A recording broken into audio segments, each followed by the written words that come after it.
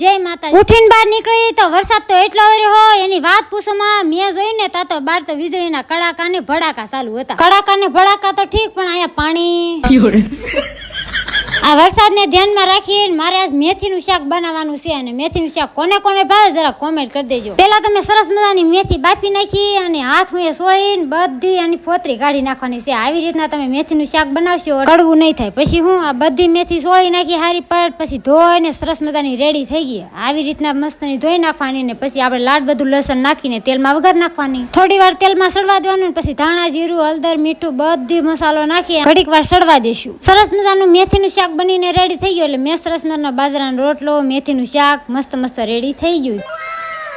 કાર્તિક નિખિલને કીધું હાલો જમવા બેસી જાવ, તો બે તો જો નરેશ કે ભાવે ન ભાવે થોડું થોડું ખાવાનું છે। આમાં બધા વિટામિન મળી રહે, બધું થોડું થોડું ખાવું પડે। વિડીયો ગમે તો લાઈક છે ને સબસ્ક્રાઈબ। જય માતાજી, બાય બાય।